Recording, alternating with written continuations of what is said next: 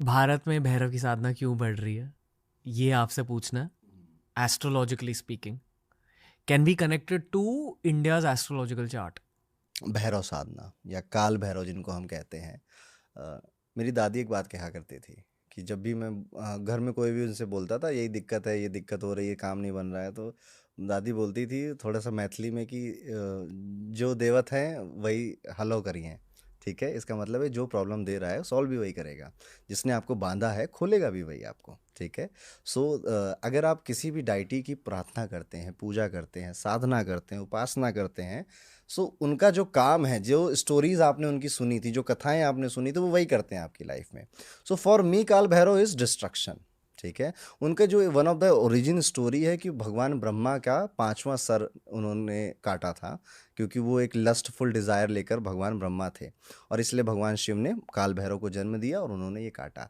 सो जब आप मेडिटेट करते हो या जब भी आप किसी सही रास्ते पे जाने लग जाओगे, सो जो नेगेटिव फोर्सेस हैं, थॉट्स हैं, वो आके आपको रोकते हैं। दे डोंट वांट टू कि इतने स्मूथली कैसे जा रहे हो बेटा। सो इफ़ काल भैरव, यू आर डूइंग काल भैरव साधना, आप इसीलिए कर रहे हो कि ये जो थॉट्स हैं उनको डिस्ट्रक्ट कर दो, इनका डिस्ट्रक्शन कर दो, निगेटिविटी का डिस्ट्रक्शन कर दो। तो फॉर मी काल भैरव साधना इज दिस।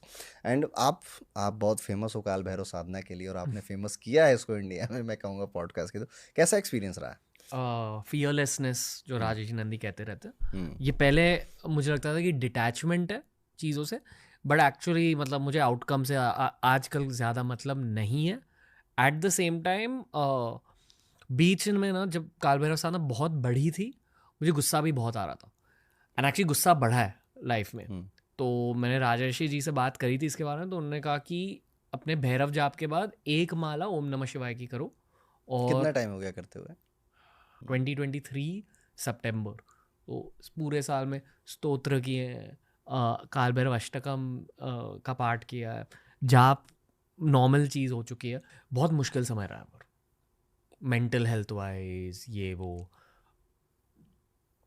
आई थिंक अगर ये साधना नहीं होती तो ज़्यादा मुश्किल वही होगा। यही हम्म। कहने की कोशिश कर रहा था। मैंने ये भी नोटिस किया, ये actually Sanatan bro to Sanatan bro conversation है।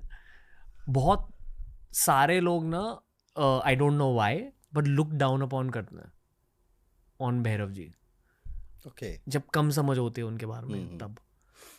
एक्चुअली में भैरव जी के बारे में समझ कम ही है। ठीक है, हम ज़्यादातर भैरव जी को देखते हैं दुर्गा जी के बाद उनके दर्शन करने हैं और वाराणसी में है तो काशी विश्वनाथ जाने से पहले दर्शन करने हैं, हम इतना ही हमें पता होता है। ठीक है, but Bhairav ji is something very deep. I think I am not the right person जिससे आप बहुत ज़्यादा बता पाएगा आपको। मुझे सबसे जो कूल पार्ट लगता है भैरव जी का, I am a very very big dog lover. Okay. Hmm. So Bhairav ji के पास हमेशा आपको एक डॉग दिखता है। सो मुझे वहाँ से वो जो लॉयल्टी की फीलिंग है, वो जो कि एक ही के लिए समर्पित होने वाला, ये मैसेज है उस पूरी पिक्चर का जो हम हम्म। भैरव जी की देखते हैं। And all the dog lovers they should love काल भैरव। एक और चीज़ हुई है, ये थोड़ी मटीरियल हम्म। मटीरियल